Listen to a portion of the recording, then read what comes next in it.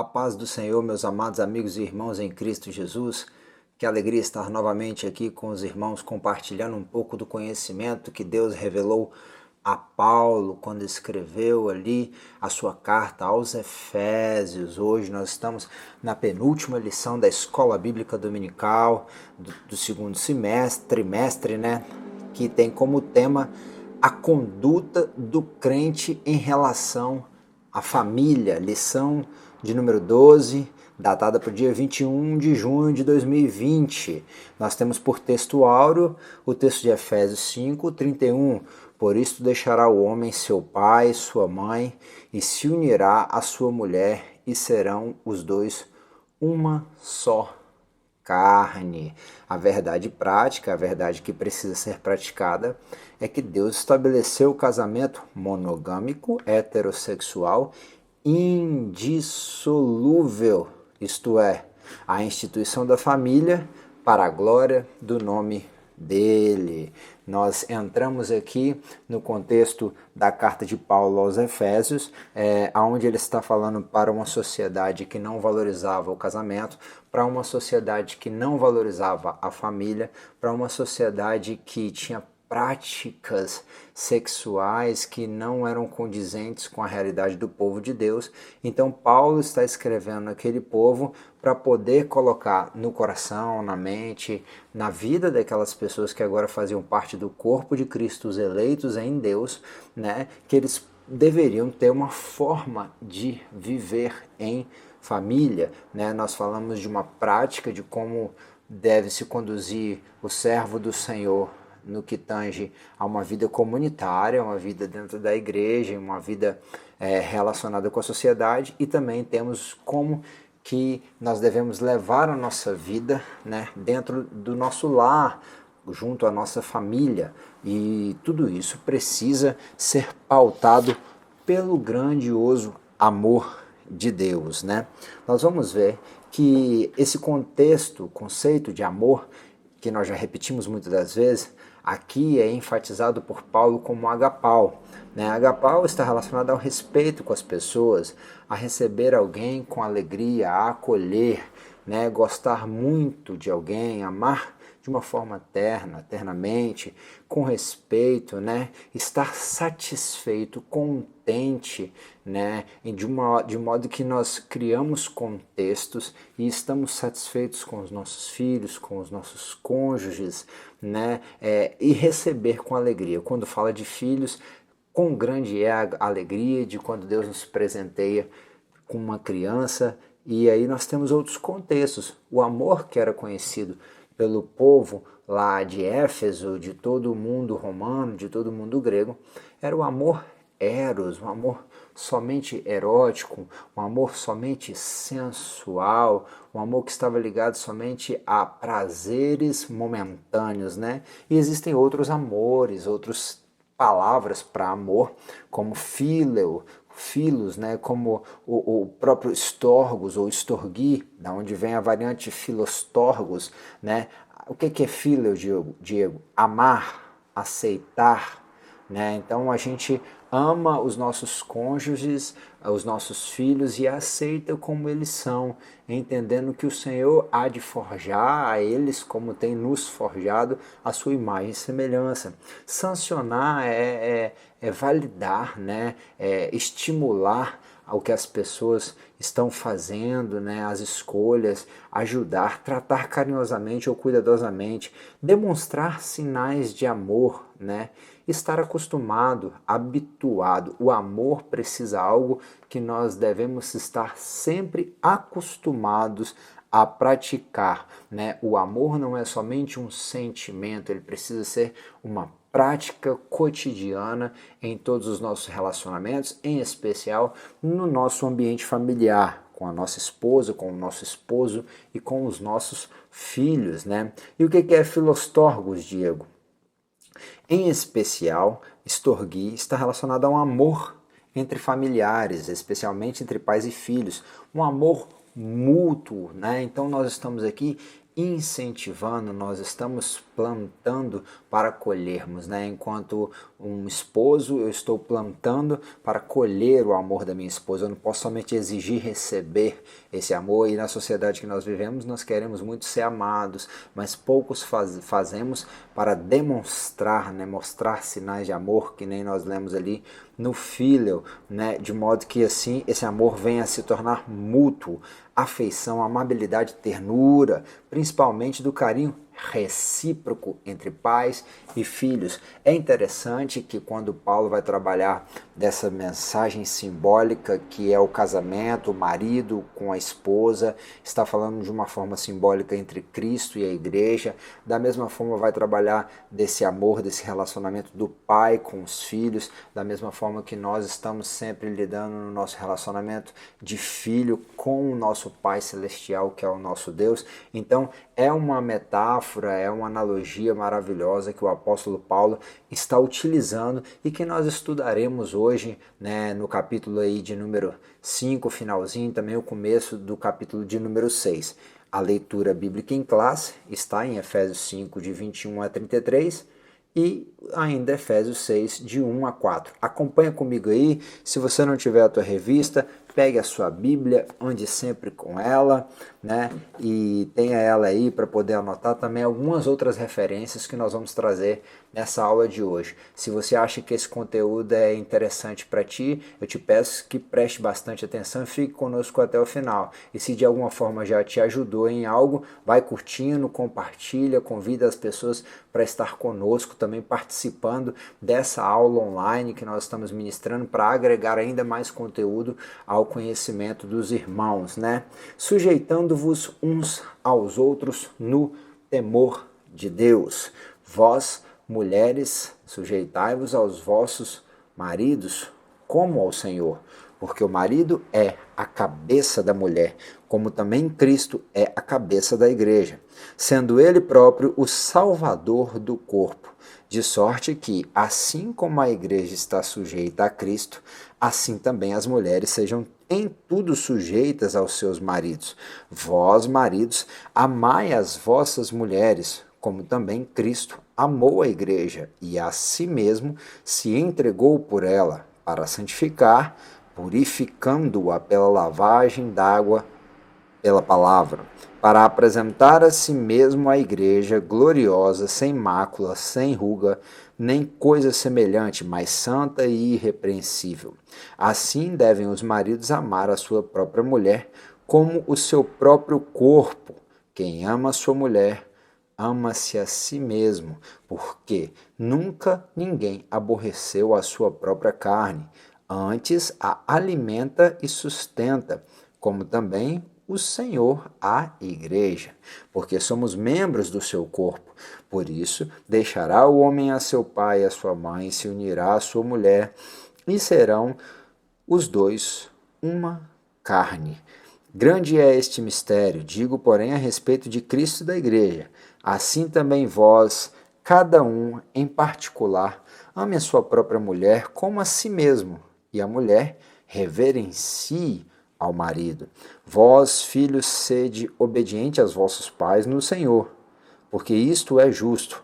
Honra teu pai e a tua mãe, que é o primeiro mandamento, com promessa, para que te vá bem e vivas muito tempo sobre a terra. E vós, pais, não provoqueis a ira dos vossos filhos, mas criai-os na doutrina e na admoestação do Senhor. Aqui o nosso comentarista ele vai começar trabalhando as questões de como o marido tem que ser um modelo, né, para a família, como o marido tem que ser um modelo para a esposa, como que o marido ele tem que ser um modelo para os filhos, né? Como que este homem que é símbolo de Cristo, que é o modelo da igreja, deve se portar no ambiente familiar, né? Mas quando a gente vai falar de sujeição, a gente precisa lembrar que Tiago capítulo de número 4, versículo de número 7, ele diz bem assim: sujeitai-vos, pois, a Deus, e resisti ao diabo, e ele fugirá de vós. O versículo de número 21, ele vai realçar novamente: sujeitando-vos uns aos outros no temor do Senhor. O convite à igreja é se sujeitar a Deus e se sujeitar uns aos outros, né? Nós devemos sempre buscar nos diminuir. Aos Filipenses, Paulo escreveu que devemos ter um ao outro em maior estima e não a nós mesmos. Romanos capítulo de número 12, Paulo ainda falou que nós não devemos pensar de nós mesmos mais do que convém, né? Ainda 1 Coríntios 11, 3 diz: mas quero que saibais que Cristo é a cabeça de todo homem, e o homem é a cabeça da mulher, e Deus a cabeça de Cristo. Então, primeiramente, já que nós vamos falar de uma questão de sujeição um pouco mais à frente, quando falarmos da mulher ser submissa ao marido, que é um mandamento bíblico, né, nós precisamos entender também que nós, enquanto homens, estamos sujeitos a Cristo, né, assim como o próprio Cristo, que é a nossa cabeça, né? Nós devemos, a nossa esposa, os nossos filhos estar sujeitos às nossas esposas e a nós,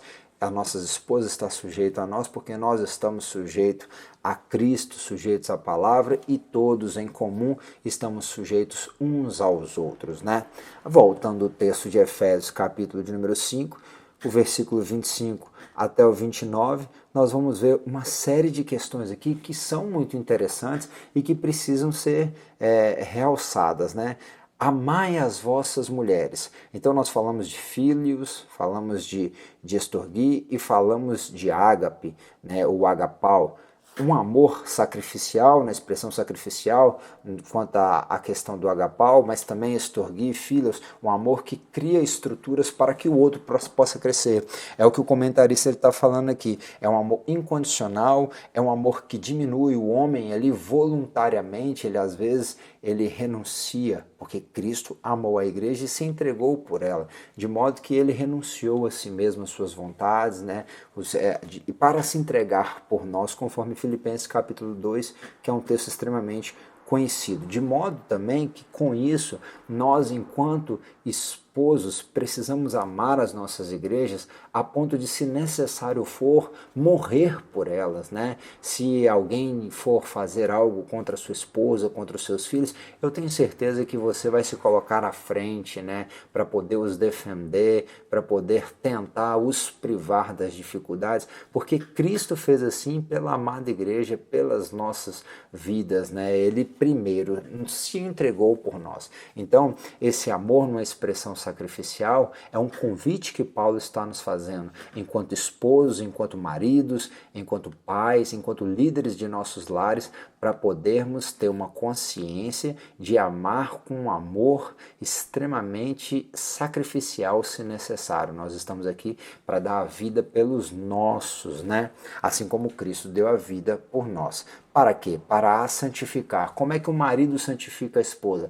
Pela lavagem d'água da palavra. Então nós vamos falar um pouco mais sobre isso à frente, onde nós vamos tratar que o marido ele é um mantenedor, e ele é um mantenedor também intelectual e espiritual. O marido é quem tem que ensinar a esposa a Bíblia. Ah, mas minha esposa é muito boa de Bíblia, ela é uma mulher de oração, então você tem que ser melhor do que ela. Não no sentido de disputar nada com ela, mas você tem que buscar a Deus profundamente, a ponto de estar ali capaz de ensinar e de sanar as dúvidas da sua esposa, dos seus filhos, no que tange a palavra de Deus. É claro que isso não vai cair para o lado da soberba, do orgulho, de eu sei tudo. Não, você pode falar, não sei, vou pesquisar, não sei, vou conhecer. À medida que a gente trabalha com a educação dos nossos filhos, a educação em todas as áreas, seja a educação da igreja, na escola bíblica, a gente aprende que nem tudo a gente sabe, muito pelo contrário, quanto mais você conhece,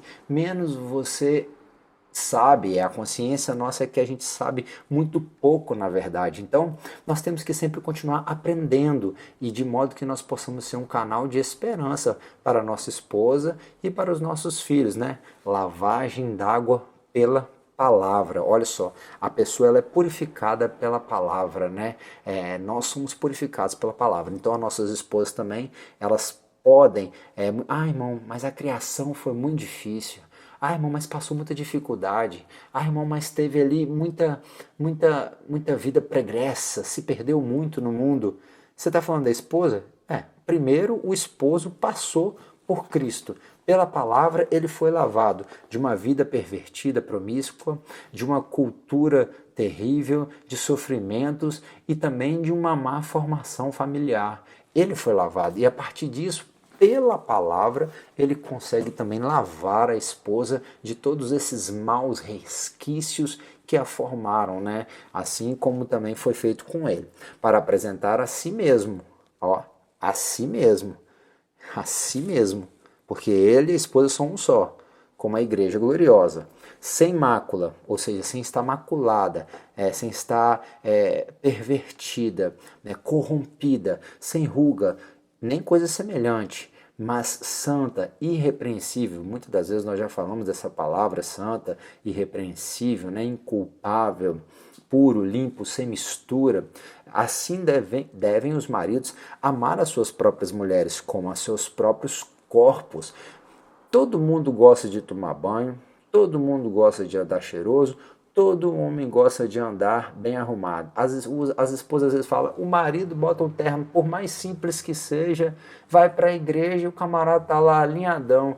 E o chefão lá bonitão vai na frente, bota o ternão, camisa, gravata e deixa a mulher andar toda mulambenta, toda mal arrumada, os filhos de tudo qualquer jeito. Não pode ser assim, né? Como você gosta de se apresentar bem, para louvar o nome do Senhor e em todos os âmbitos da sociedade onde você está, você precisa entender também que a sua família tem que estar sendo suprida em todas as áreas.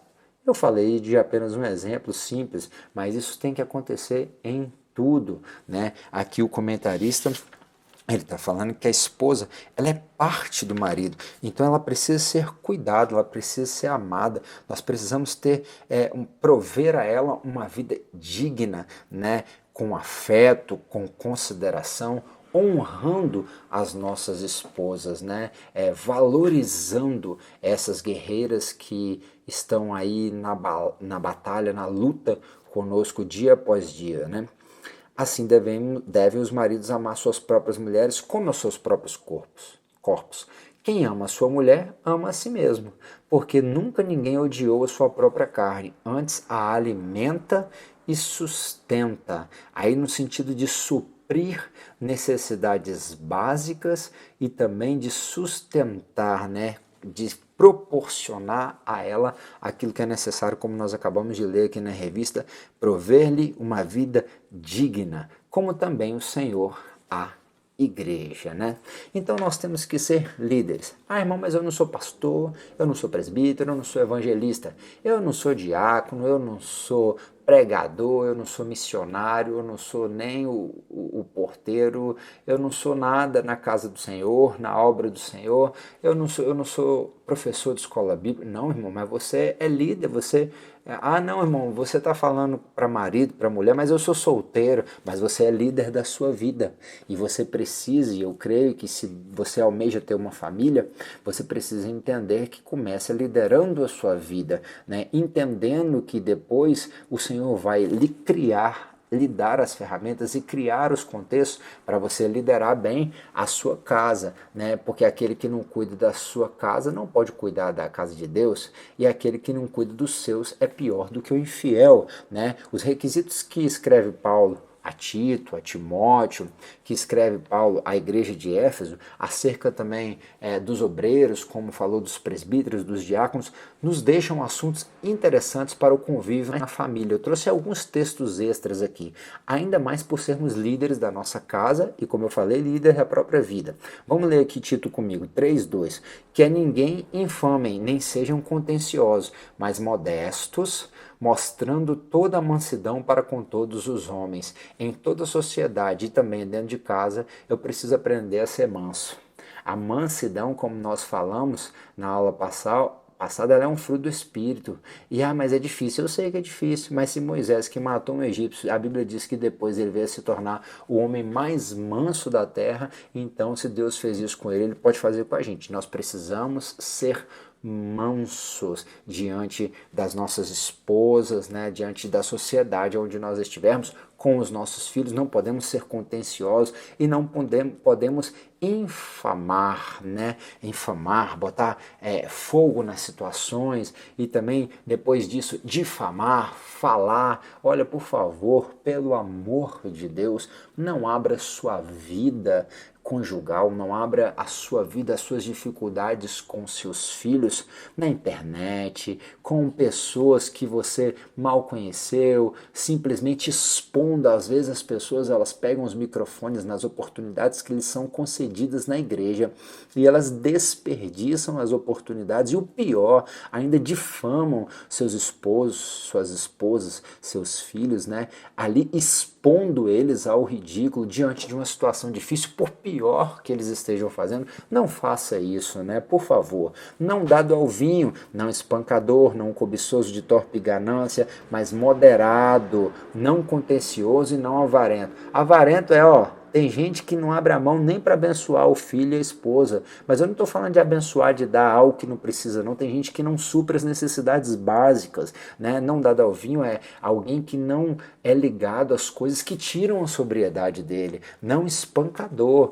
Corrigir o filho, aquele que usa a vara livra do inferno. Nós devemos usar a correção, mas tem que tomar cuidado para não ser um espancador. Não cobiçoso de torpe ganância. Tem gente que só pensa em trabalho, não tira um tempo para o filho, não tira um tempo para a esposa.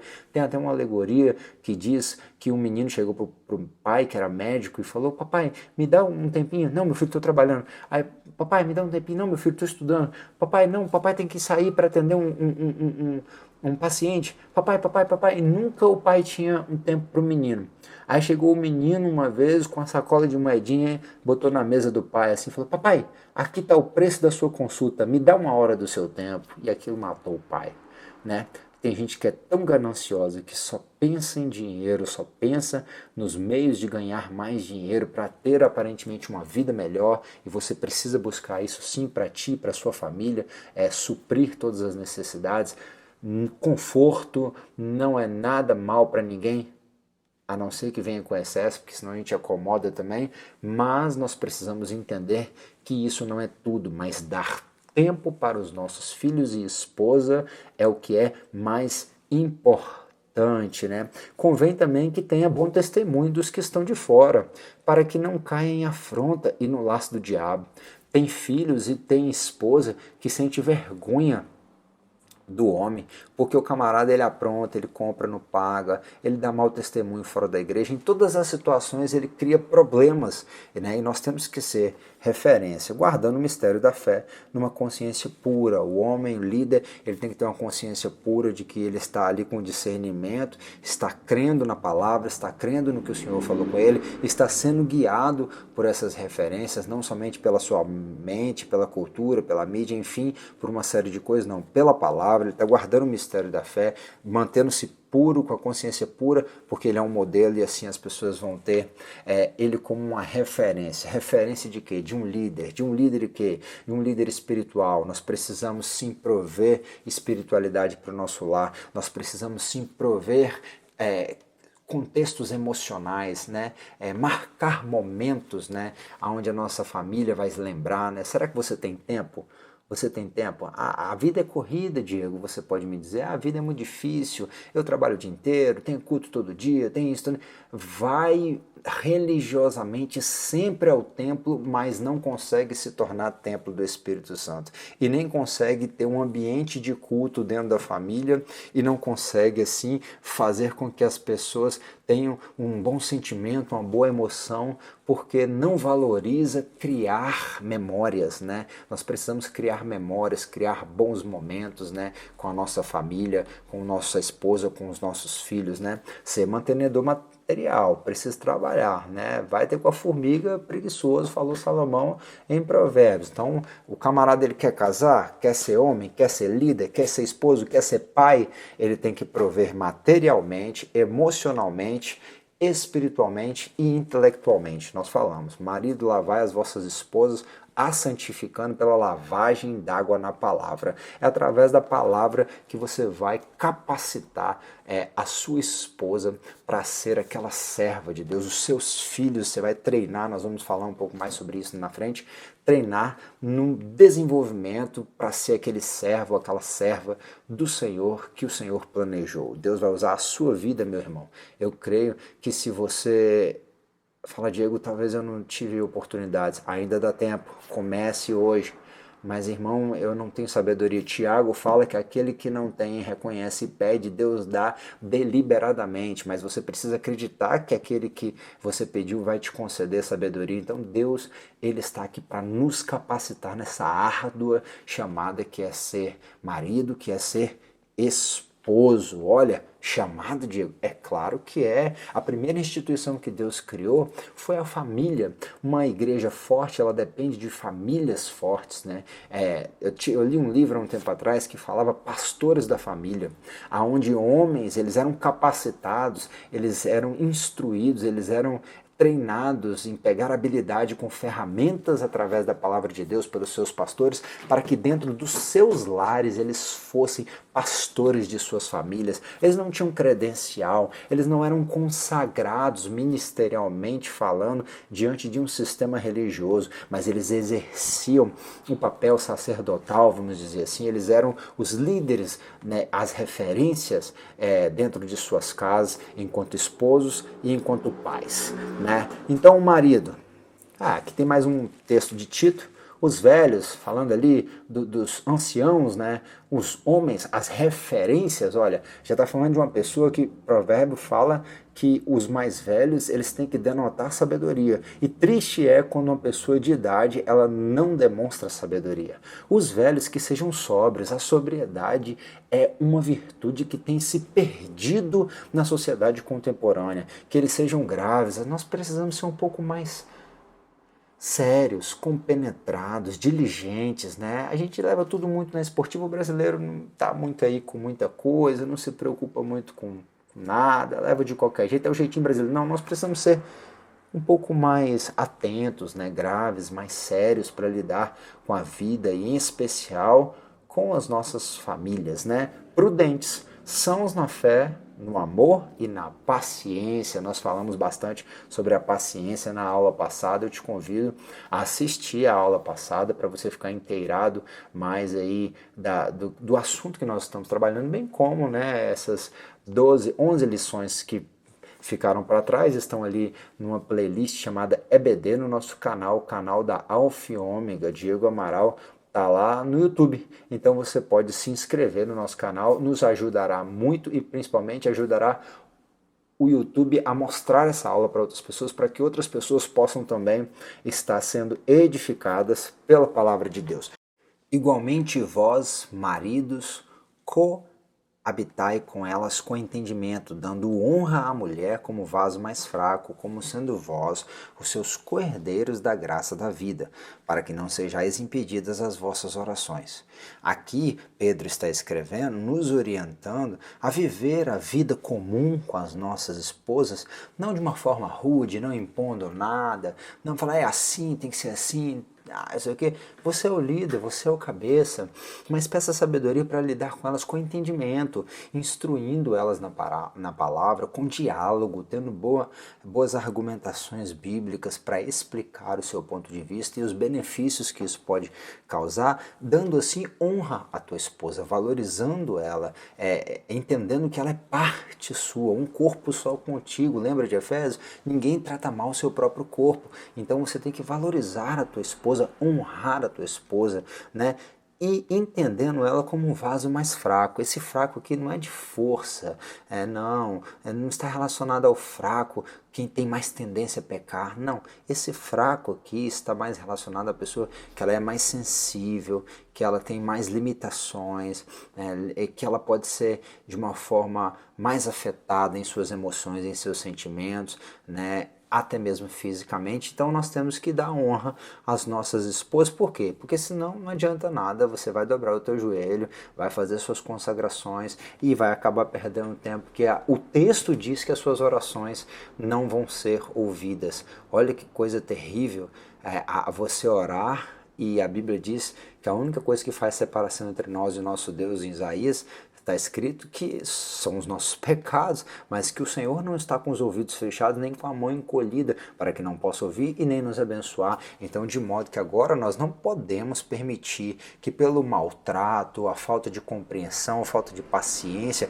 falta de entendimento, ou seja, de não permitir que o Logos, que é a palavra, o verbo que se fez carne, que é o próprio Cristo, te ajude a lidar com a tua esposa e conviver com ela nas práticas diárias, né, no dia a dia, para que assim também você tenha uma vida espiritual saudável.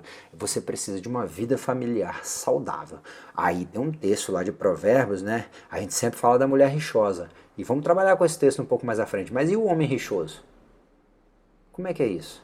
Como o carvão para as brasas e a lenha para o fogo, assim é o homem contencioso para acender rixas. Provérbios 26, 21.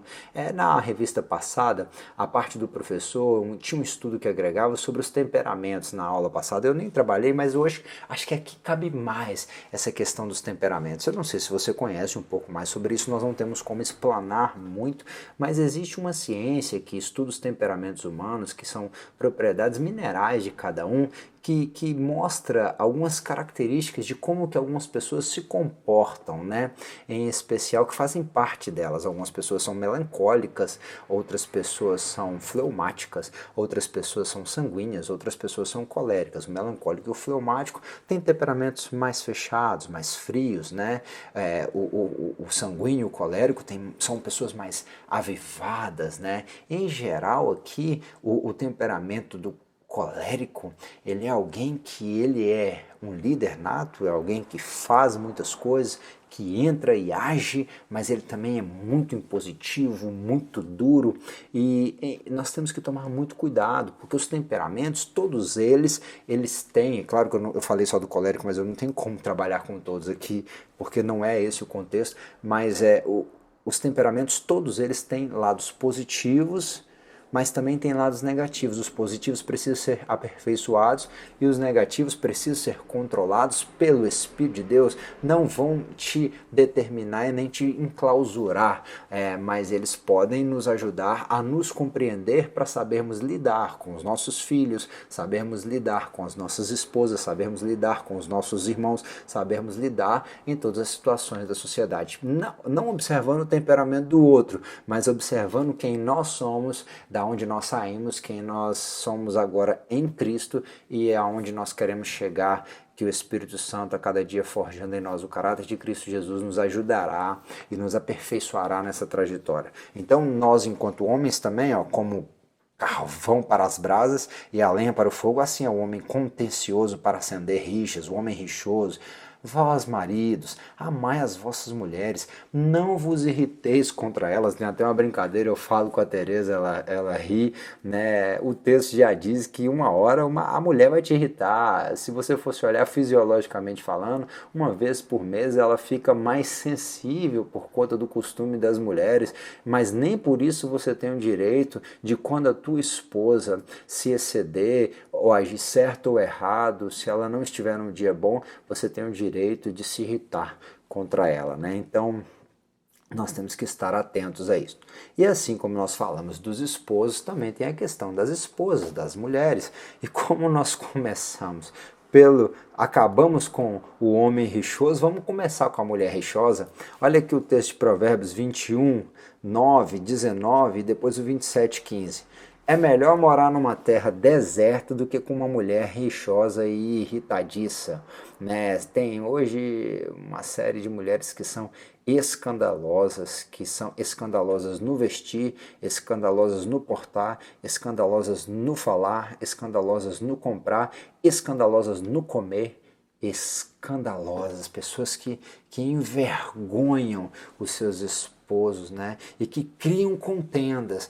A nossa geração ela é muito impactada pelo movimento feminista e não só, aqui poderia caber até para a igreja, não só mulheres, mas os homens também. Nós queremos muito exigir os nossos direitos e isso não está relacionado a se sujeitar. O comentarista fala que não só para a mulher, mas é como o servo de Jesus Cristo deveria se portar, sempre se sujeitando tudo na vontade, sempre se sujeitando à vontade do Senhor em tudo, né? É melhor morar num canto de telhado do que ter como companheira em casa ampla uma mulher que é briguenta. Não adianta você querer ficar brigando por picuinha dentro de casa, no seu casamento, o tempo inteiro com um monte de frescura. Não, vamos tentar buscar ser pacificadores também dentro do nosso lar, né? Gotejar contínuo em dia de grande chuva é a mulher contenciosa. Uma e outra são semelhantes. Irmãs, deixa eu contar um segredo para vocês. Homem não gosta que você fica ali, tuque, tuque, tuque, igual uma gotinha caindo na cabeça. É horrível que tem goteira dentro de casa. Diego, eu não entendi. Não, homem não gosta que a mulher fica repetindo. É isso, cara. Vai fazer aquilo lá. Vai fazer aquilo lá. Você já foi não sei o quê? Ah, você já fez aquilo lá? Ó, não sei o que lá, tá bravo. Camarada não gosta, entendeu? Não, é horrível. A mulher contenciosa é como uma goteira. Isso também cria contenda, né? Eu tô brincando, mas isso também cria problemas. A pessoa fica repetindo muitas vezes as coisas na sua cabeça. E o homem também às vezes faz isso, né? Fica repetindo várias vezes na cabeça da mulher, na cabeça dos filhos. A pessoa que vai deixando ela às vezes desnorteada, né? A gente falou, vamos orar, em um momento oportuno. Lembra, quando tiver uma situação que caiba com sabedoria, vamos trabalhar aquilo, dialogar sobre, mas não ficar insistindo, repetindo, porque é muito ruim, isso cria contendas, né? A mulher, e disse o Senhor Deus, não é bom que o homem esteja só, eu far-lhe-ei uma ajudadora idônea para ele. Deus tinha um projeto de família desde a criação. Deus tinha um projeto de que o homem não fosse independente, uma obra concluída, perfeita na sua integridade só. Não, a obra maravilhosa do Senhor está no mistério do marido com a esposa, de Cristo com a igreja. Olha, uma ajudadora idônea. Tem duas palavras aqui, né? O ajudadora e o idônea, né? O ezer e o tamã. São palavras do hebraico que vão agregar. O que é um ajudador? Alguém que pode prestar um socorro, alguém que auxilia, alguém que é capaz de facilitar, porque o idônea, que é idôneo? Ser completo, estar terminado, acabar, estar terminado, estar completo, aperfeiçoar, capacitar, íntegro, né, sem defeito, justo eticamente, tornar perfeito, alguém que pode te ajudar a terminar, a se completar, a se aperfeiçoar, a acabar de fazer, ou seja, alguém que é capaz de te ajudar e alguém que é íntegro, que está sendo moldada, está sendo trabalhada pelo Senhor. Essa palavra ela é usada por Paulo quando fala dos obreiros dos homens. Essa palavra é o que o Senhor usou para falar de Eva quando ele criou uma mulher que era capaz de ajudar a Adão, ou seja, a mulher ela foi criada como um instrumento capaz de ajudar o homem no desenvolvimento da sua função. E isso aqui já traz um pouco do contexto do que é submissão. Olha lá, agir com integridade, agir honestamente. Uma mulher, ela faz muito efeito na formação de um homem, né? Todo grande homem, você já ouviu esse ditado, ele tem uma grande mulher por trás, né? Muito dos ministérios dos homens, eu estou aqui, a minha esposa está orando para que essa aula possa ser uma bênção para os irmãos que estão assistindo, assim como eu estou pregando, quando eu estou fazendo as viagens missionárias, de auxílio missionário, ela está intercedendo quando ela não vai comigo, porque é bom, melhor andar junto, né? Então, nós somos ajudadores e muito do que fazem os grandes ministros, obreiros, pregadores, é porque tem uma mulher de oração que está ali auxiliando, dando o suporte, né, para que aquilo seja feito de uma melhor forma, né? Nós temos ali ainda a variação de Ezer, Azar, ajuda, socorrer, apoiar, né? Coisa linda. Essa mulher, ela foi, a partir de um sono de Adão, que Deus colocou um grande sono, foi tirada da costela. Olha lá. Porque o homem não provém da mulher, mas a mulher provém do homem. Porque também o homem não foi criado por causa da mulher, mas a mulher foi criada por causa do homem. Portanto, a mulher deve ter sobre a cabeça sinal de poderio, por causa dos anjos. Todavia, nem homem nem um homem é sem a mulher e nem a mulher é sem o homem no Senhor. Porque como a mulher provém do homem, assim também o homem provém da mulher, mas tudo vem de Deus, né? Então aqui nós vamos ver o contexto de Paulo está falando aos Coríntios, falando a questão da autoridade, né? Mas nós vamos ver também o contexto onde Deus criou a mulher, né, a partir do livro de Gênesis, o capítulo número 2, capítulo número 3 ali vai explicar melhor essa criação onde Deus tirou da costela de Adão para assim formar a mulher. Eu acho interessante que não foi do pé para ser pisada, mas também não foi da cabeça para ser a pensante, não que a mulher não pense, mas no sentido de controlar, dominar e orientar o homem e a família, não. A mulher ela foi tirada da costela, e a costela é quem protege os órgãos do corpo, né? Coração, pulmão, alguns órgãos que estão aqui dentro dessa estrutura, né? Tem muita família que já está sem fôlego espiritual porque a costela está quebrada. Os sentimentos estão abalados, as emoções, porque a costela foi quebrada. Costela quebrada é gente sem estrutura, né? A costela protege as medulas. Tem gente que pode ficar paralisado num acidente com a costela, né? Os nervos, as espinhas, a espinha dorsal. Então, a costela é, simbolicamente falando aqui, símbolo da mulher, uma casa, uma família que tem uma mulher forte, uma mulher que é bem estruturada, uma mulher que é preservada na sua estrutura, ela tem a sua importância. Uma mensagem simbólica já do que foi tirado lá, Deus tirando a mulher da costela de Adão, né? Pra gente, só para ter uma noção aqui, da mesma sorte as esposas sejam honestas, não maldizentes, sóbrias e fiéis em tudo. Então aqui, dentro do relacionamento, uma das coisas que é prioritária e que não é valorizada na sociedade contemporânea onde nós vivemos é a fidelidade, a lealdade, né? O amor mútuo. Um dos significados de agapau é ser fiel. Você ama e por isso você é fiel àquela pessoa que vive com você, que você escolheu no Senhor, que você fez votos diante de Deus. Muitos casamentos terminam porque as pessoas não foram fiéis ou porque não souberam perdoar a infidelidade do outro. Nós já falamos sobre perdão. A Bíblia diz em Romanos capítulo de número 1, ali a partir do versículo 29, tem uma lista de pecados. Entre essa lista de pecados estão os irreconciliáveis. Eu sei que essa mensagem não é uma boa mensagem para ser, não é gostosa de ser ouvida, mas preste atenção. Entre esses pecados estão os irreconciliáveis, pessoas que não querem se reconciliar. Elas dizem que perdoam, mas não querem ser reconciliadas. Não. Se alguém fez mal para você, perdoe, porque Jesus falou que se você não perdoar, você não é digno de perdão, porque o Senhor primeiro te perdoou, né? Isso está no Sermão do Monte, lá no livro de Mateus. Então, né, nós temos que ser fiéis em tudo, e as mulheres também têm que ser fiéis ao seu esposo, não maldizentes, né?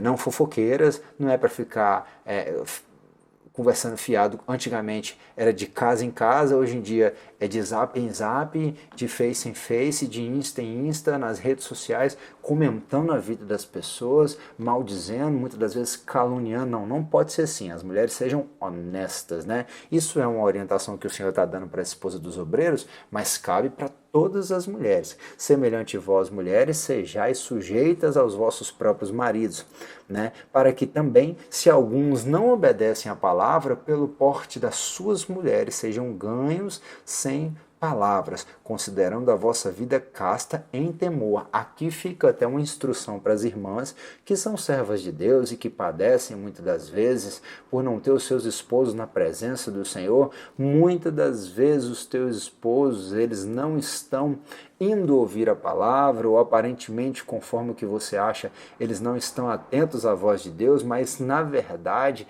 as suas ações e atitudes, elas gritam tão alto que ofuscam a voz que o Senhor quer fazer ecoar no coração deles. Eles até ouvem, mas diante do mau testemunho de muitas mulheres, eles não acreditam naquele cristianismo que é vivido pelas suas esposas. Então, o que nós vemos aqui? Pedro estimulando que as mulheres deem bom testemunho, que as mulheres falem menos e vivam mais o evangelho diante de pessoas que não são servas de Deus, né? Tem vários outros textos, Colossenses 3,18, vós, mulheres, estejais sujeitos aos seus próprios maridos, como convém no Senhor, né? Ainda Tito 2, 3, 5, as mulheres idosas, semelhantemente, que sejam sérias no viver, como convém às santas, não caluniadoras, não dada a muito vinho, mestras no bem, para que ensinem as mulheres mais novas a serem prudentes e amarem os seus maridos e amarem os seus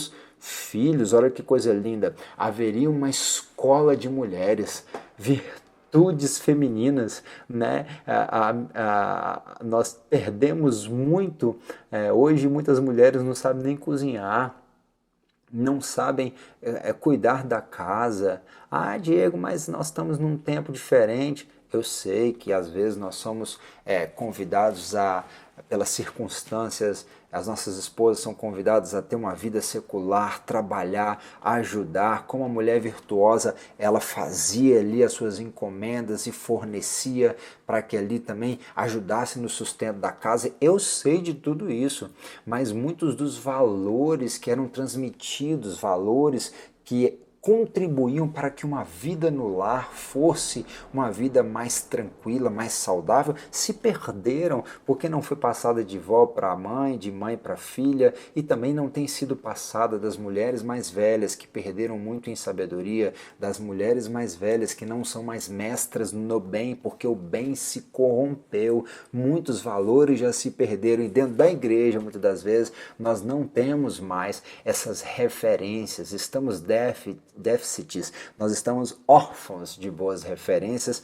também na área das irmãs. Os círculos de oração, muitas das vezes hoje não são mais de oração, são de fofocação, são de reclamação, são de questionamentos, são de problemas, entre tantas outras coisas, somente círculos de cantação, porque nem adoração muitas das vezes, porque o coração não consegue se dobrar. Mas eu creio que aí na sua casa tem uma mulher de Deus, na sua igreja tem uma mulher de Deus, na sua igreja tem uma mulher de oração que se quebranta, que se sujeita primeiramente ao Senhor e que faz questão de deixar o Espírito Santo ensinar ela a se tornar uma mestra do bem e que futuramente vai ajudar a tantas outras mulheres. Eu estou falando de você, minha irmã, que está assistindo essa aula, que Deus possa te abençoar ricamente e te fazer uma dessas mulheres que eram exemplos, né? Vós, mulheres, sujeitáveis aos vossos maridos, como ao Senhor. Efésios 5, 22 e 24. Porque o marido é a cabeça da mulher, como também Cristo é a cabeça da igreja, sendo ele próprio o salvador do corpo, de sorte que assim como a igreja está sujeita a Cristo, assim também as mulheres sejam em tudo sujeitas aos seus maridos. Ah, irmão, mas o meu marido é um cabeça oca. Então você vai orar e aí Deus vai trabalhar e vai falar diretamente com ele, mas você tem que se sujeitar. Mas irmão, eu fico insistindo para aquele miserável. Não fala assim não, mas tem gente que fala, tá brincando, mas tem gente que fala, não fala assim não, vai orar, porque no final das contas foi você que escolheu, né? Se não orou antes, tem que orar agora, e Deus fala com ele. Se você se colocar no meio, o chicote que era para pegar nele vai pegar em você, e não é para ser assim. Ora, porque Deus vai trabalhar com ele, e ele vai agir de modo a glorificar o nome do Senhor na sua vida. Ah, mas irmão, você não sabe o tanto de tempo que eu já sofri. Na verdade, você ainda tem, em meio a todos os sofrimentos, porque a Bíblia diz que se nós sofremos com Cristo venceremos, de uma oportunidade de entender que talvez o seu esposo, talvez os seus filhos, bem como também para os homens, talvez a sua esposa, possa ser a cruz que Deus colocou para você carregar e a forma que o Senhor está te aperfeiçoando, te moldando, trabalhando na sua vida para você ser aquilo que Ele planejou desde a eternidade. Fácil não é, mas tem que ser falado e a gente tem que falar, né? João 13, 34, 35, um novo mandamento eu vos dou, que vos ameis uns aos outros, como eu vos amei a vós, que também vós uns aos outros vos ameis. Nisto todos conhecerão que sois os meus discípulos, se vos amardes uns aos outros. Maravilha, né?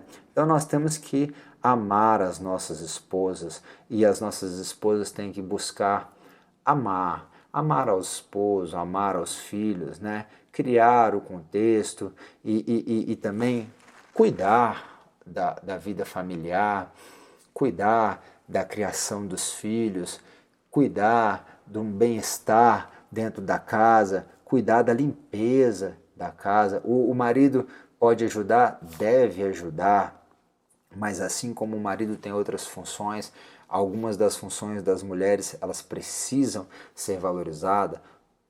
Paulo, escrevendo a Tito, falou também que as mulheres precisam ser boas donas de casa para que o nome do Senhor não venha a ser escandalizado. Infelizmente, tem algumas casas que a gente chega e que elas são casas extremamente desorganizadas. Nós não estamos falando de uma casa de revista, de uma casa de novela, não, casas onde tem criança, onde tem pessoas que vivem ali. Às vezes as coisas não estão perfeitamente no lugar. Você também não precisa ser uma pessoa que é doente com limpeza. Lembra-se de Marta, né? Maria preferia estar aos pés do Senhor. A sua casa ela precisa ter equilíbrio, né? A sua vida ela precisa ter equilíbrio, mas muitas das vezes as mulheres não lidam, não cuidam, não provê também o mínimo de uma estrutura para que a família esteja ali num ambiente organizado e que o nome do Senhor seja glorificado, né? Então tem que estar atento a isso. E também,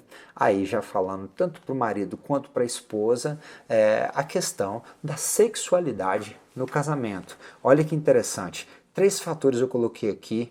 Essas matérias são matérias que muitas das vezes nós trabalhamos em encontros de casais. Tem tempo que eu e Teresa não ministramos um encontro de casal, mas sempre que nos era dada a oportunidade, nós falávamos também sobre essa área. O sexo ele é uma bênção que Deus criou para glorificar o nome dele dentro do casamento. Né? A cultura de Éfeso, bem como Corinto, todo o Império Romano, onde tudo eu posso, mas Paulo falou, nem tudo me convém, né? O slogan de Roma era tudo é possível, né? Então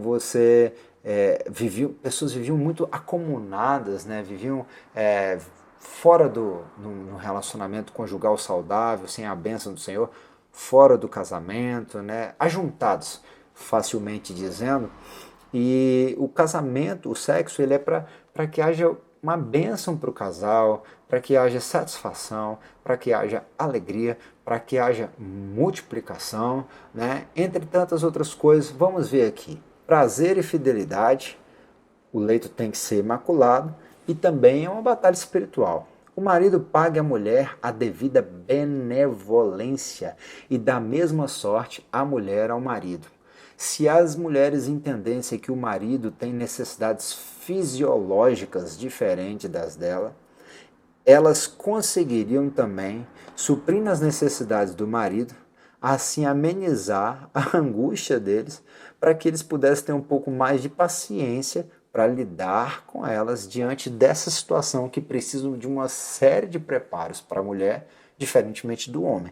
Mas, independente disso ou daquilo, a Bíblia nos lembra que o meu corpo não é meu, mas pertence à minha esposa, e o corpo dela não é dela, mas pertence a mim, e que eu tenho que a alegrar, que ela tem que me alegrar, e que nós devemos pagar a benevolência, nos concedendo, nos entregando também em amor um ao outro, né? Pagar a benevolência. E aqui entra um texto muito sério de Provérbios 5:15. 20, bebe da água da tua fonte e das correntes do teu poço. Derramar-se-iam as tuas fontes por fora e pelas ruas os ribeiros de águas, sejam para ti só e não para os estranhos contigo. Seja bendito o teu manancial e alegra-se com a mulher da tua mocidade, como serva amorosa e gazela graciosa, os seus seios te saciem em todo o tempo, e pelo amor seja atraído perpetuamente. E por que, filho meu, te deixarias atrair por outra mulher e te abraçarias ao peito de uma estranha? Só para ficar claro aqui, esse seio e esse peito não estão relacionados somente aos órgãos da mulher, mas ao afago, ao abraço, ao estar aconchegado, né? Como num momento de intimidade também, né? A mulher da tua mocidade. Por que tem tanta gente que depois que a mulher ficou com mais idade, que a aparente beleza se foi junto com o tempo um pouco, eles começam a desvalorizar a esposa. Não, não seja assim, meu irmão. Não seja assim também, minha irmã, né? Que nós venhamos a valorizar a beleza de cada idade e também a beleza do processo que foi vivido junto e entender que aquela fonte é a fonte que Deus nos deu para nós nos saciarmos. Olha, tem ali deleite, tem alegria. Eu falei uma vez e eu vou falar novamente aqui, e você, por favor, não se escandalize, mas preste atenção comigo. Se no sexo é um lugar onde Deus proporciona a oportunidade de ser gerado vida, se no sexo é um lugar onde se proporciona a oportunidade de ser gerada alegria, isso me lembra o culto, vida e alegria, né? Só Deus é quem dá alegria pra gente e só Deus é quem dá a vida, né? Através da reprodução, só Ele que faz, só Ele que cria a vida. Então aquilo ali também é culto. Então essa história de que Deus não está entre quatro paredes e quatro paredes você pode fazer o que você quiser, isso é mentira do diabo. Não entra nessa história, porque ali Deus também está. Porque Deus ele está em todo lugar e em todo lugar nós devemos adorar a Ele também no nosso momento de intimidade, com a nossa alegria, porque foi Ele que nos deu para compartilharmos. E também ali gerando a vida, que é um ato responsável, que é a consequência maravilhosa da sua entrega de amor. Isso fica também já uma exortação aos nossos vaidosos desejos que se entregaram às mentiras da cultura no que tange a questão de ter filhos. Se só Deus pode criar a vida e se Ele compartilha essa oportunidade de eu e você, em especial as mulheres, compartilhar e criar a vida, vocês são coparticipantes da vida com Deus. E a gente tanto fala, Deus, o Senhor é Senhor sobre todas as áreas da minha vida, mas não é sobre o meu útero, porque no meu útero eu faço o que eu quero, eu faço o que é bem, eu entendo, e eu que vou controlar tudo aquilo. Se o mesmo Deus que abre madre é aquele que fecha madre, no Senhor Ele cumprirá o propósito e fará aquilo que lhe aprouver. Vamos tomar cuidado com isso, porque os nossos filhos são consequências maravilhosas do nosso ato de entrega de amor com o nosso cônjuge. O leito seja imaculado. Nós estávamos falando agora, essa história de que Deus não entre quatro paredes pode qualquer coisa. Não, não é assim não, né? Venerado seja entre todos o matrimônio, o leito seja sem mácula, ou seja, sem corrupção. Porém, aos que se dão à prostituição e ao adultério, Deus os julgará. Hebreus 13:4. Essa palavra prostituição aqui, ela vem de porneia, que está relacionado à prostituição, e entre tantos outros significados no seu original, nós temos lá o contexto de atos homossexuais, menino que se dá ao ato homossexual. Mas preste atenção, irmão, que isso? Você está falando de ato homossexual, mas eu não estou nessa área não, mas tem gente que infelizmente, por falta de instrução, por falta de pessoas para falar, para ensinar, cometem atos homossexuais até mesmo dentro do casamento. Tem como isso? Tem. Me explica. Romanos capítulo de número 1, abre sua Bíblia aí, fazendo favor.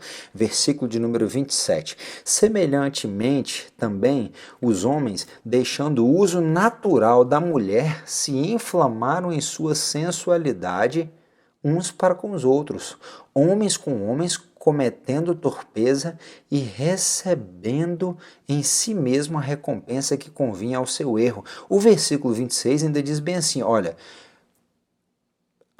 porque até as suas mulheres mudaram o uso natural das mulheres, no contrário à natureza. Continua 27, e semelhantemente também os homens, deixando o uso natural da mulher, se inflamaram com outros homens, deixando o uso natural.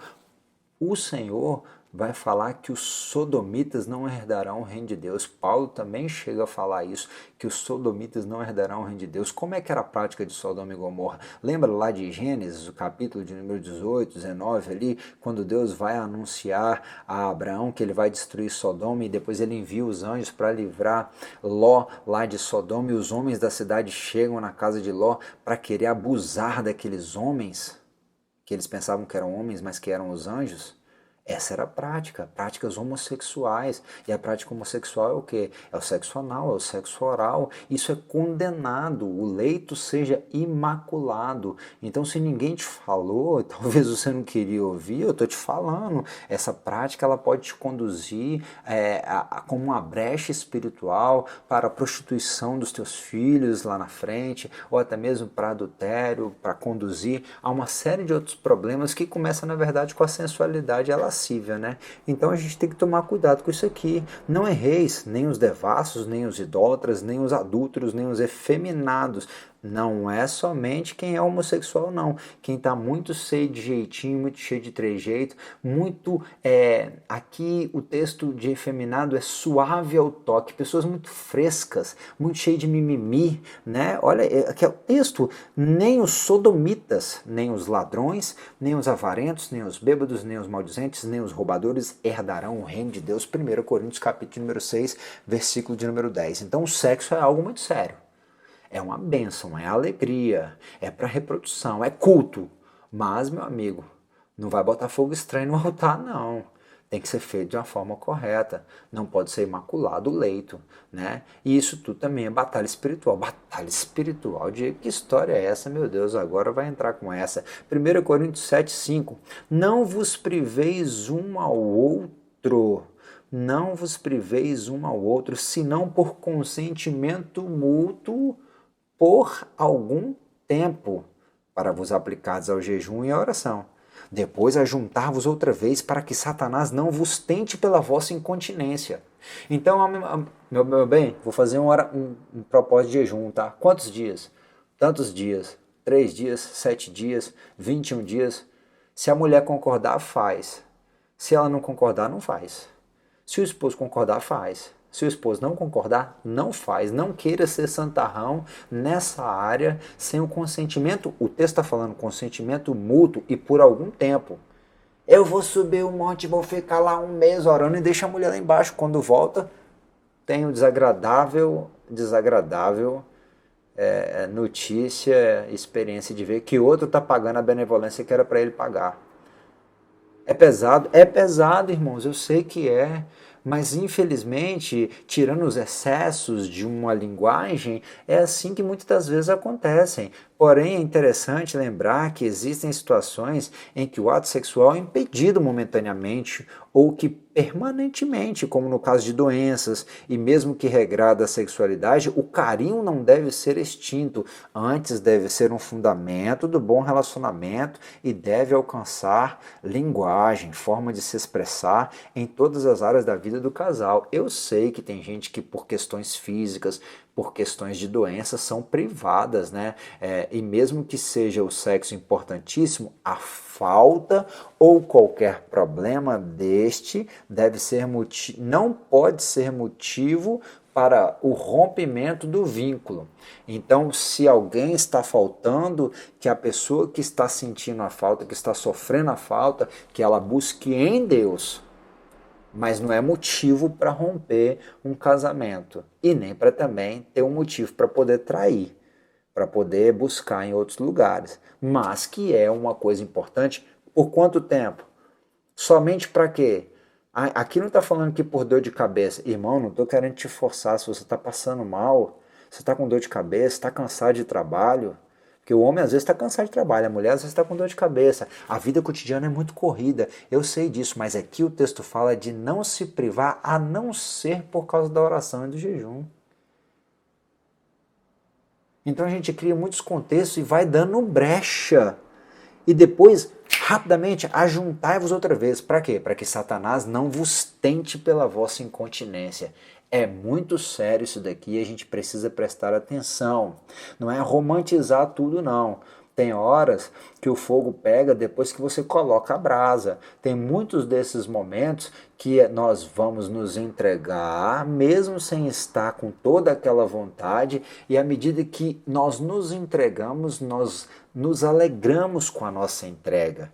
Não é para você forçar o seu cônjuge, tanto a mulher e principalmente o homem não pode fazer isso. Então nós precisamos entender, irmãos, que o sexo também é uma arma de guerra e que nós precisamos estar solícitos, buscando criar o contexto, né, melhor para que esse seja um momento ambientalizado pelo carinho, pelo amor, e que temos que lutar em Deus para que nos ajude a ter uma boa saúde, a saber lidar com as coisas boas, difíceis da vida de uma forma boa, para poder também levar a vida com tranquilidade, chegando nos nossos lares, sabendo separar as coisas, para que também tenhamos um pouco de tranquilidade, para podermos assim nos entregar para os nossos cônjuges e não os privar, fazendo assim, também abrindo brechas, fazendo assim com que eles se coloquem em situações difíceis e possam ser tentados por Satanás e também derrubados muitas das vezes por irresponsabilidade nossa, que supervalorizamos uma área e desequilibramos às vezes em uma outra área, como por exemplo essa área é muito colocada de lado, em especial pelos santarrões de plantão, né? Isso também é espiritualidade. Se você escolheu casar, se você está servindo a Deus junto de uma esposa, de um esposo, você precisa entender que isso faz parte da vida e glorifica o nome do Senhor e que é uma batalha espiritual e que não pode ser colocado de lado. Essa questão precisa ser bem trabalhada da forma certa, com santidade e cada um pagando a sua benevolência ao seu cônjuge. Então, sexo dentro do casamento, importantíssimo. Não temos nós direito de levar conosco uma esposa crente, como também os demais apóstolos e os irmãos do Senhor. E Cefas, Paulo escrevendo em Coríntios, capítulo de número 9, Paulo está valorizando a caminhada de um obreiro, a caminhada de um servo, a caminhada de um irmão, de alguém que faz a obra ou alguém que em qualquer atmosfera da sociedade ele tem a figura da sua esposa, não é alguém que oculta a sua esposa, né? Muitos pregadores, ensinadores, cantores, eles caem porque vivem uma vida mais longe de casa do que perto de casa, mais longe de casa das suas esposas, dos seus esposos e acabam estando cada vez mais suscetíveis aos bombardeios do maligno. Então, nós temos que andar preferencialmente 99%, se não puder o 100%, todas as vezes criar os contextos para que as nossas esposas, os nossos esposos, ou seja, a família ande sempre juntos. Isso é bom, é prudente, né? E dá bom testemunho.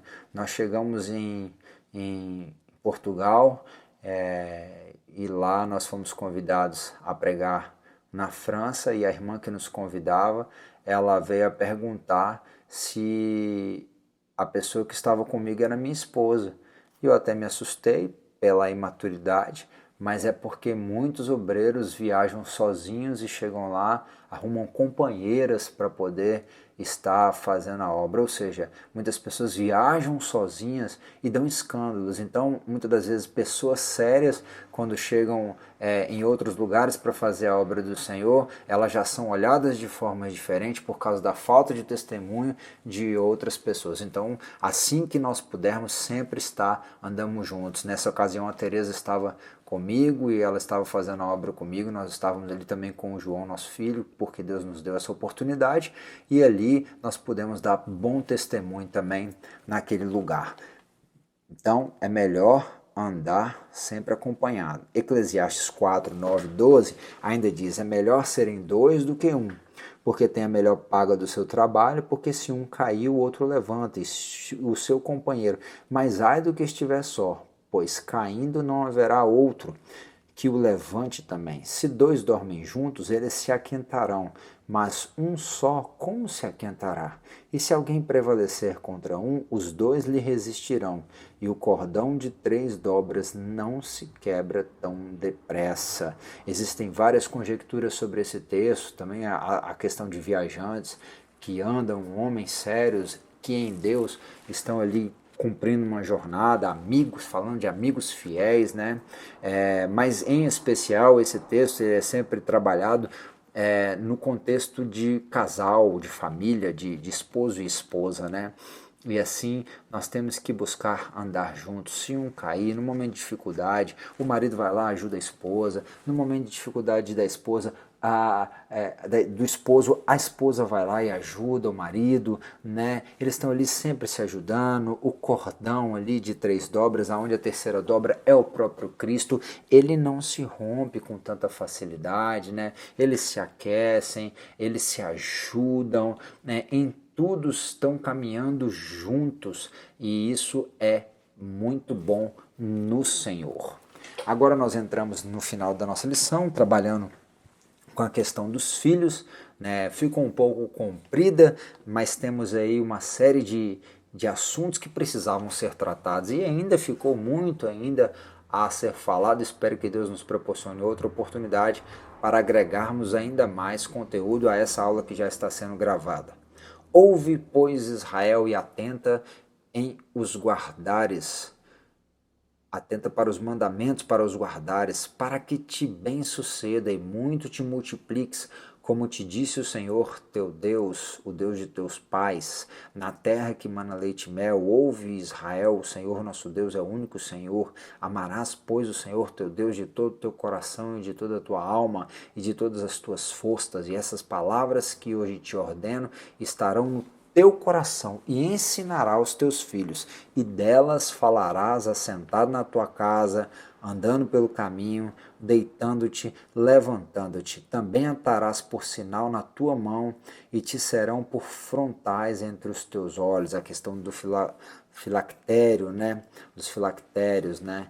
Então, assim, na tua mente e também nas tuas mãos, né? Nas tuas práticas, porque mão fala de práticas, o tempo inteiro esteja a palavra, a sua vida ajustada à palavra, né? Também tinha que ter sobre os umbrais da casa para ser lembrado.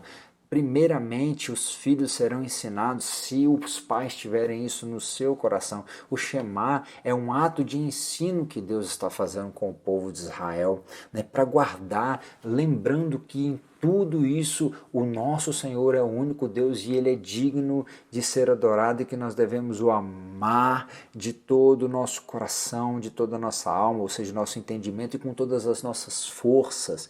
Isso está falando de um processo de ensino que Deus está trabalhando em nós para que também nós venhamos a trabalhar com os nossos filhos. E aqui fala de linguagem, olha que interessante, andando pelo caminho, deitando-te, levantando-te e primeiramente ali falarás assentado em tua casa, ou seja, quando você está assentado em casa, num momento de descontração, assentado na mesa para comer, você está compartilhando numa oração, compartilhando de uma lembrança de como Deus é bom em prover o alimento ali. Quando você está andando pelo caminho, às vezes levando o teu filho na escola, andando para a igreja, você vai louvando a Deus e agradecendo a oportunidade de ter um lugar para adorar, ou indo a qualquer outro lugar fazer qualquer coisa, você está conversando com teu filho e você está ali também sempre conjecturando acerca das coisas da criação de Deus que o cercam, e você está quando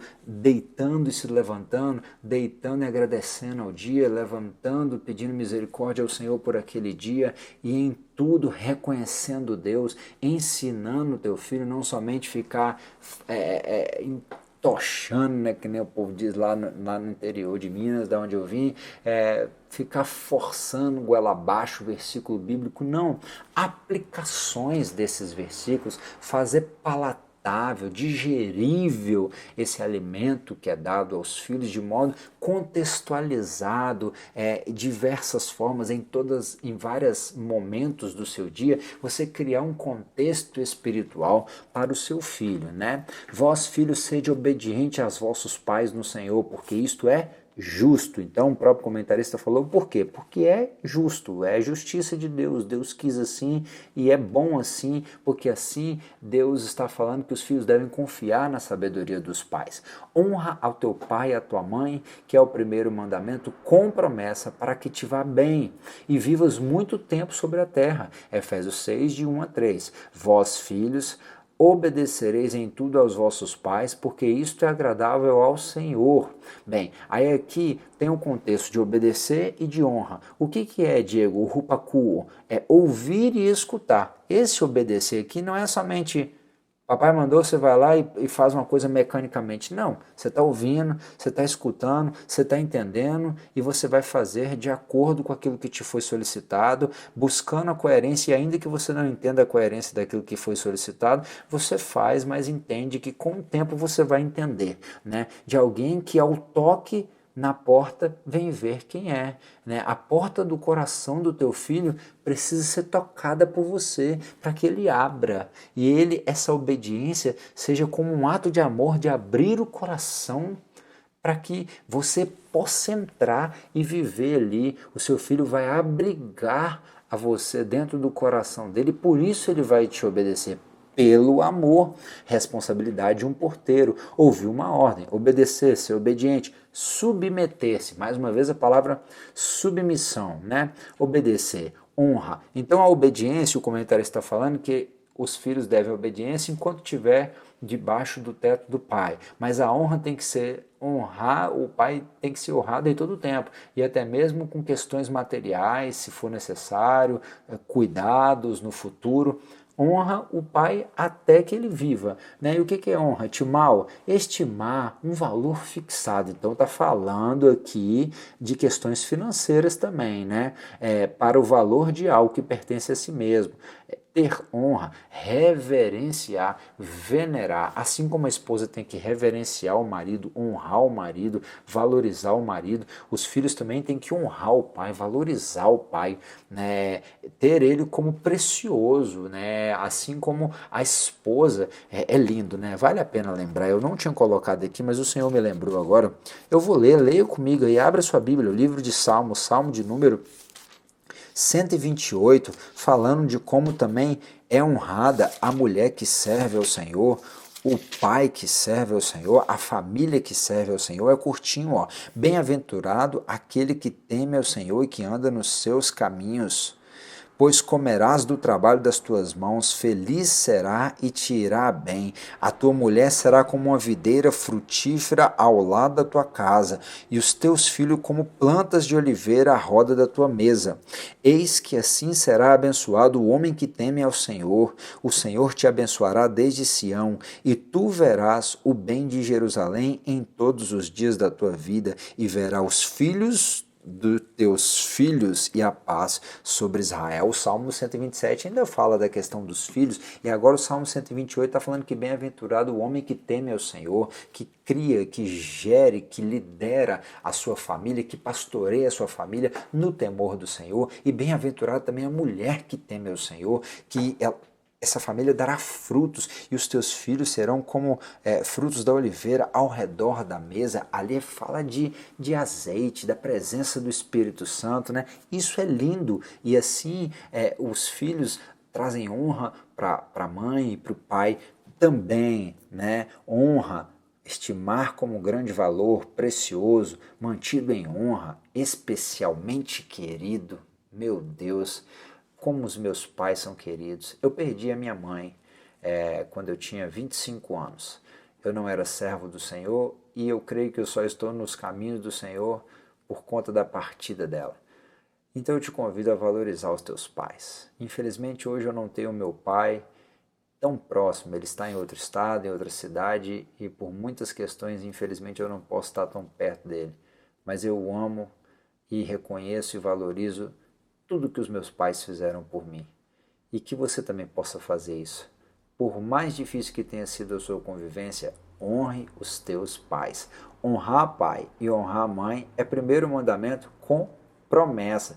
para que te vá bem. Aqui o comentarista está falando que você recebe dádivas espirituais, mas também isso é materializado em bênçãos nesse tempo presente para nós, obedecer e honrar Pai. E vós, pais, não irriteis vossos filhos para que não percam o ânimo. Aqui ficou pesado. Olha que coisa terrível. Os pais não podem irritar os filhos. Olha, lá o texto, eu vou falar isso agora um pouco mais à frente, para que não percam o ânimo, né? Para que não estejam desanimados. A palavra atúmel ali de abatidos, né? Tem pais que irritam seus filhos, eu vou falar um pouco mais sobre isso, de modo que eles ficam abatidos, desanimados, né? Isso é triste. As pessoas perderam o ânimo por conta de pais, às vezes vaidosos, às vezes destemperados, né, intemperantes, pessoas que não conseguem controlar os seus ânimos, que passam dos limites, que irritam seus filhos, que chateiam seus filhos, até com as brincadeiras desnecessárias. Nós temos que tomar muito cuidado com isso. Mas lá embaixo, lembrando que, olha, que aquele que obedecer a pai e mãe é um mandamento com promessa, diz que você vai ter muito tempo sobre a terra e viva muito tempo sobre a terra, o final de Efésios 6, 3 ali. Só que isso é comprovado por Provérbios 10, 27, está lá embaixo, pequenininho. Ó. O temor do Senhor aumenta os dias, mas os perversos terão os anos de vida abreviados. Sabe quando a mãe falava para o menino que deixou a igreja e foi para o tráfico?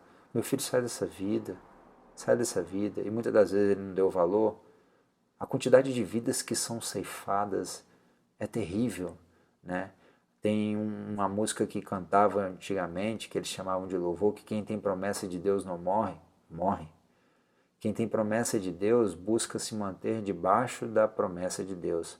Se você tem diante de ti a bênção e a maldição e hoje você faz uma escolha, se você sai debaixo da bênção, automaticamente você se coloca debaixo da maldição.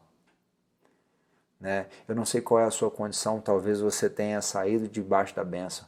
Volta hoje, volta agora. Né? Só não morre quem está debaixo da promessa do Senhor, quem está vivendo de acordo com o propósito, com a vontade de Deus, no centro da vontade de Deus, por mais difícil que esse lugar seja, se mantenha nele, porque tem muitas pessoas que têm os seus anos abreviados por causa do pecado. Vós, pais, não provoqueis a ira aos vossos filhos, mas criai-vos na doutrina e admoestação do Senhor. Aquele texto era o de Colossenses 3,20, para que eles não fiquem desanimados. Mas agora o próprio Paulo em Efésios 6,4 está falando, não irriteis. O que é irritar? Incitar a ira, provocar, ficar provocando, ficar zangando seus filhos, criar indignação, exasperação. Às vezes a pessoa fica, fala tanto, brinca tanto, faz tantas coisas que não convém, que a outra perde a paciência, fica irado. Você não pode conduzir o outro ao pecado. Jesus falou, ai daqueles que fizer um pequenino desse tropeçar. Pior seria amarrar uma pedra de moinho e jogar no fundo do mar. É muito grande uma pedra de moinho, é muito pesada, aquilo levaria a pessoa rapidamente ao fundo, né? Ou seja, e ainda era melhor a pessoa fazer isso do que fazer um pequenino tropeçar. A palavra tropeçar é escândalo, escandalon é conduzir à queda. Nós temos que tomar cuidado para que nossa forma de agir, nossa forma de pensar, nossa forma de falar, nossa forma de andar, a nossa vida por completo não possa ser um tropeço para os nossos filhos, de modo que tudo que eles queiram é não se parecer com a gente, é não ser crente como a gente. Não irriteis os vossos filhos, mas criai-vos, ou seja, ali é trepo, alimentar, até tornar maduro, educar, nutrir, criar. Meu Deus, que coisa linda! Deus te faz co-criador com Ele.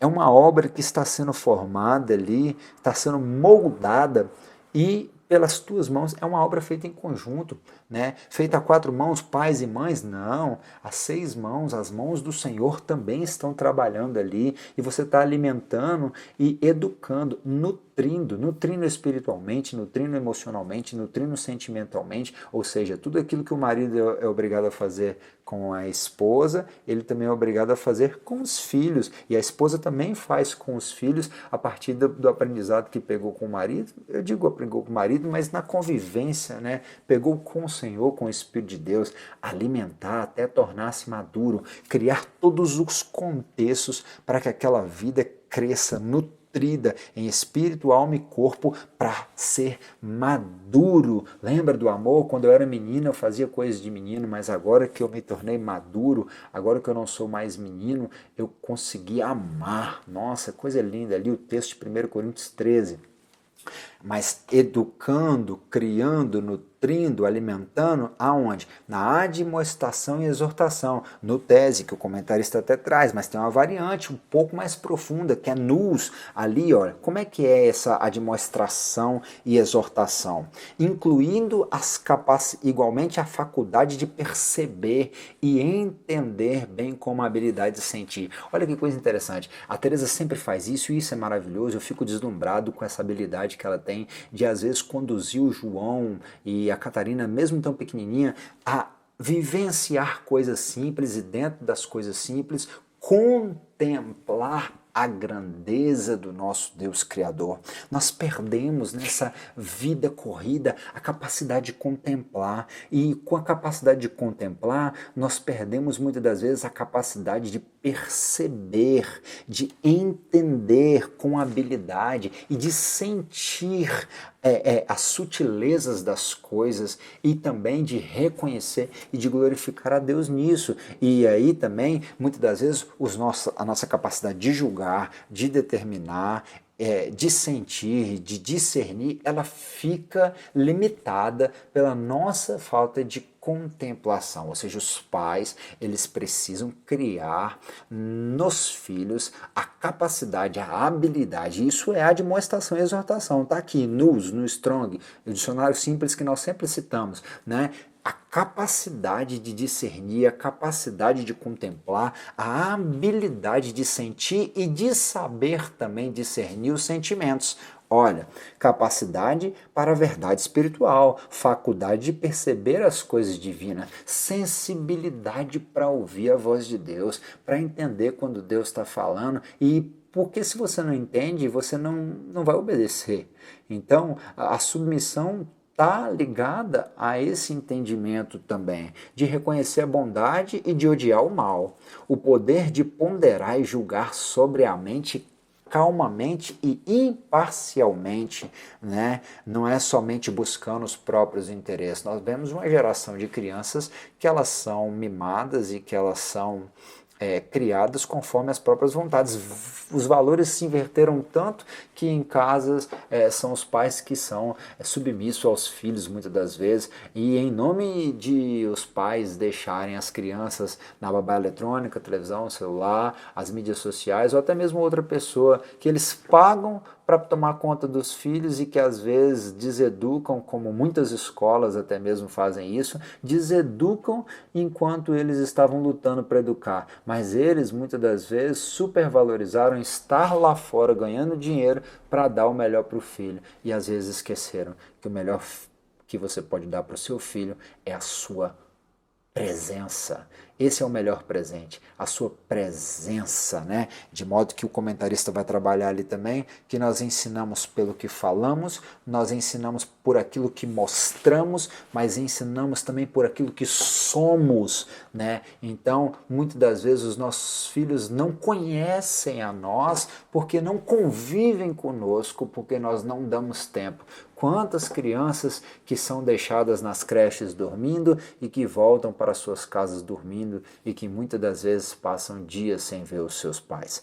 Triste realidade, né? O que o dinheiro não possa ser prioridade e que mesmo em nome de dar o melhor para os nossos filhos, nós não venhamos a cair nessa triste plantio que vai gerar uma colheita ainda mais triste lá na frente. Um modo particular de pensar e julgar. Pensamentos, sentimentos, propósitos e desejos. Criar, fazer maduro, alimentar, nutrir para na admoestação e na exortação. Para quê? Para que o Salmo 139 aonde Deus fala que tem um propósito desde o ventre da mãe, venha a se realizar conforme Deus tinha planejado. Meu amigo, minha amiga, meu irmão e minha irmã, triste vai ser se o teu filho deixar de ser aquilo que era para ser por conta sua.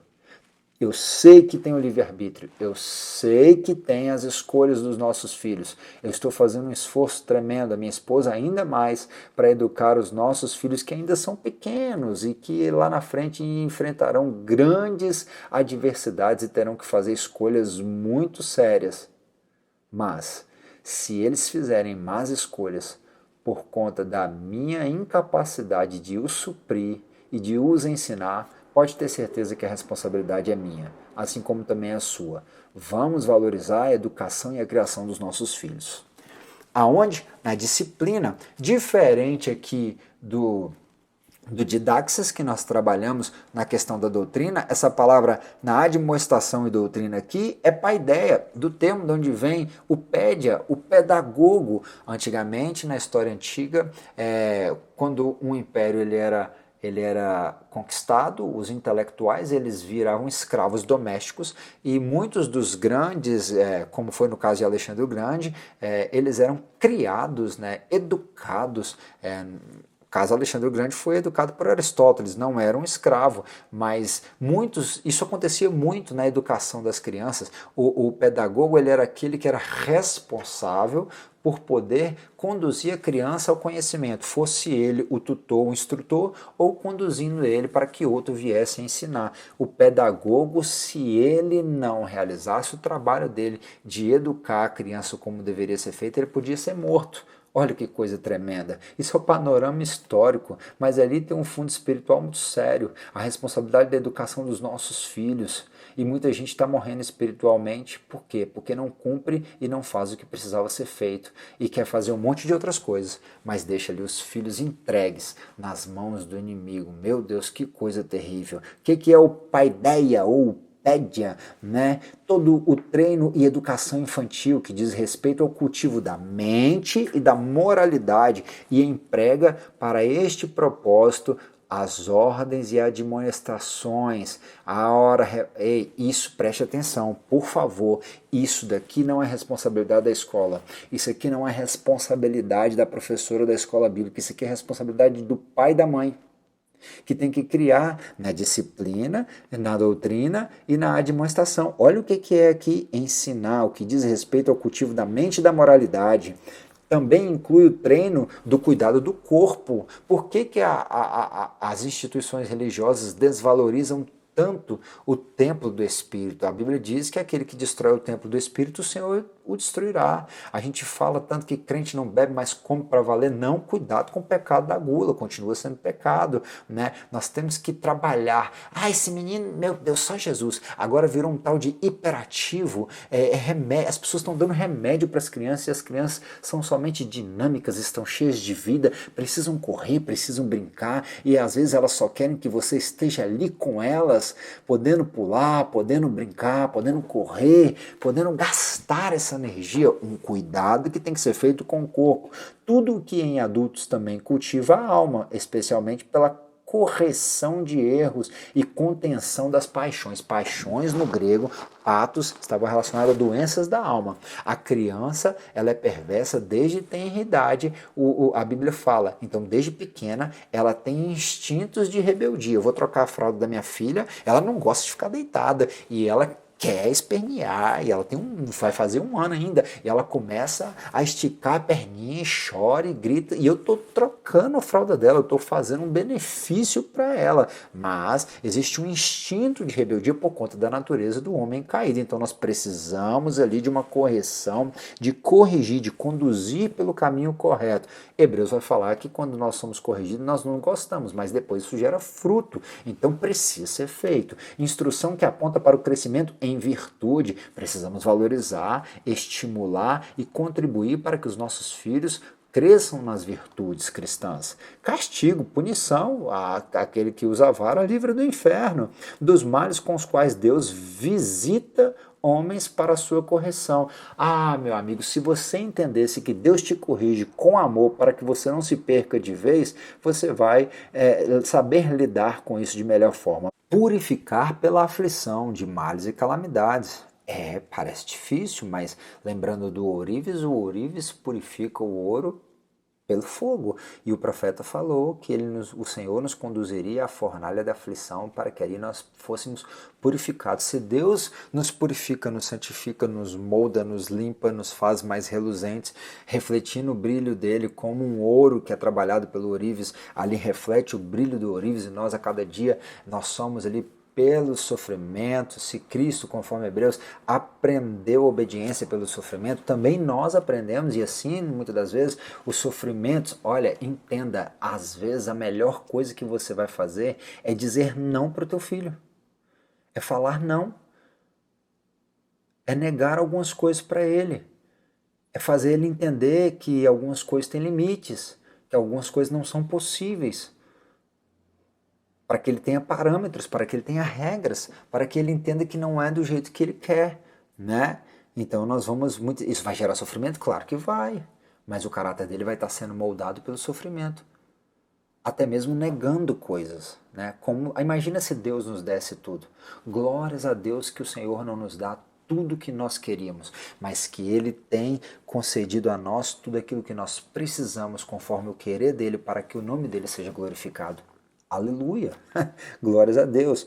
Olha lá, de um pai que pune seu filho açoitar, de um juiz que ordena que alguém seja açoitado, né? O juiz é a autoridade ali instituída na sociedade, o juiz da casa é o pai, é a mãe, estão ali julgando a situação, examinando, averiguando e entendendo que algumas situações elas precisam ser trabalhadas de uma forma e outras de outra forma, né? Então nós estamos aí admoestando, criando, fazendo maduros nossos filhos na admoestação e na doutrina. A doutrina aqui é pede, eu só inverti. Diego, e por quanto tempo que nós vamos educar os nossos filhos? Como nós falamos, a obediência é até que esteja dentro do nosso lar.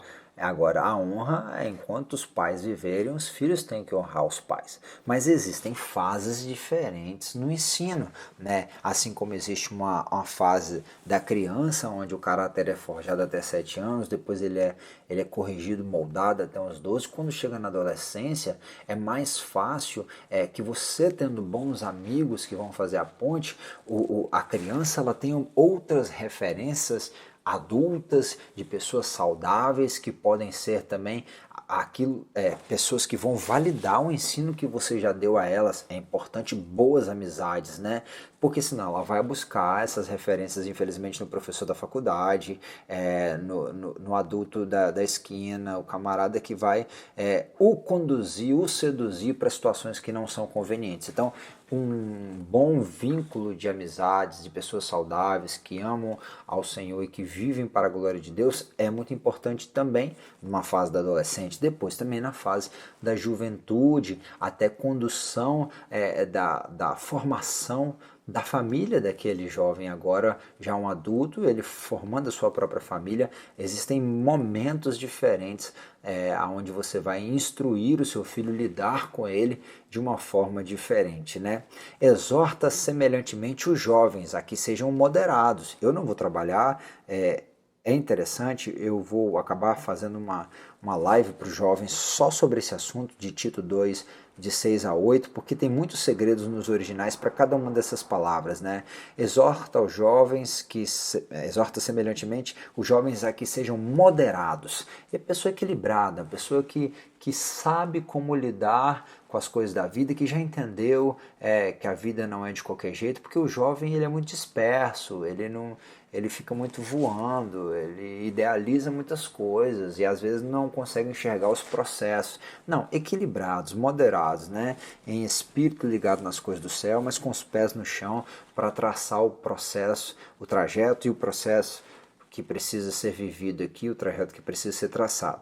Em tudo te dá, por exemplo, de boas obras. Então os pais precisam ser boas obras, os líderes precisam ser boas obras, em tudo para que esse jovem também, no meio de outros jovens, possam ser exemplo de boas obras. Na doutrina mostra, aí aos jovens, incorrupção. Não pode se corromper na doutrina, no ensino. Gravidade, ou seja, quantas questões da Bíblia Sagrada, ainda que o jovem seja muito alegre, brincalhão, nós temos que tomar muito cuidado dentro da questão da sua vida cristã, e aí não pode ser igual, muitas das vezes a cultura americana separa, né? Essa é uma má herança que está chegando para o Brasil, separando a vida espiritual da vida secular. Não, nós somos um só, nós somos espirituais em todos os lugares. Então a gente tem que lidar de uma forma mais séria, né, com a nossa vida cristã, com o nosso cristianismo em geral. E sendo sincero, sincero é sincero, sem ceras, sem máscaras, né? É sendo um livro aberto, não expondo a vida nas redes sociais, mas transparente, né? Linguagem sã e irrepreensível. Vamos cortar um pouco as gírias, vamos cortar um pouco algumas palavras que não convêm, algumas palavras que não glorificam o nome do Senhor, para que a linguagem seja sã e irrepreensível, que o adversário se envergonhe, não tendo mal que dizer de nós. Então, os jovens, os nossos filhos, os adolescentes, os jovens, precisam aprender esses ensinamentos, né? E na criação dos filhos, nós temos, quanto pais, que tomar alguns cuidados, porque a Bíblia fala, e aqui tem alguns pais que fracassaram, né? Isaac fracassou junto de sua esposa, com Jacó, com o irmão, a briga ali, o problema, o próprio Jacó fracassou com seus filhos, que chegaram a matar aqueles que defloraram a sua irmã, venderam José, uma série de problemas. Eli fracassou, os filhos davam escândalo, os filhos do sacerdote. O próprio Samuel foram falar para ele que os filhos dele não seguiam os passos dele. Davi fracassou com seus filhos por conta do próprio pecado dele. A Bíblia diz que não se apartaria a espada da sua casa, mas também ele fracassou, ele não deu assistência correta para os teus filhos, permitiu que o desejo desenfreado de um filho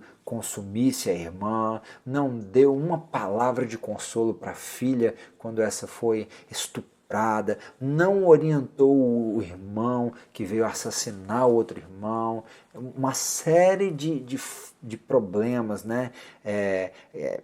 Que não houve diálogo. Então existem muitos pais que fracassaram na Bíblia também. Eles estão aqui para servir de exemplo para que nós não venhamos a fracassar, né? Mas também existem alguns pais que eles, com todas as suas limitações, com toda a sua humanidade, eles fizeram um bom trabalho. Eu me lembro de Felipe. Felipe aparece em Atos capítulo 8, acredita-se que seja o mesmo, né? E ele é um pregador, um diácono, ali fazendo um trabalho maravilhoso, Deus usando ele com poder, com glória, com curas, milagres.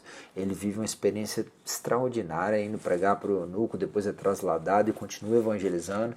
Mas um pouco mais à frente, se eu não me engano, capítulo 20, 21, Paulo chega à casa de Filipe, que agora já é um evangelista, alguém que cresceu também na sua caminhada ministerial. Só que ali ele tem uma esposa que não é citada, mas que ela é mostrada através do trabalho que ela fez com as filhas, porque a Bíblia diz que as filhas eram profetas, então eram servas do Senhor, ou seja, aquelas moças ali agora, elas já eram alguém que expressavam o cristianismo nelas mesmas, através delas mesmas, que os pais ensinaram para elas. Então, tem famílias que deram certo, né? O próprio Isabel com Zacarias, que foram ali os pais de João Batista, eles fizeram um bom trabalho também para a honra e glória do Senhor. Então que o Senhor nos ajude a nossas responsabilidades, né? Cuidar da vida física, emocional, intelectual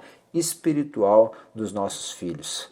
Para quê? Para que eles aprendam a fazer diferença entre o santo e o profano, entre o imundo e o limpo, conforme Levítico 10:10.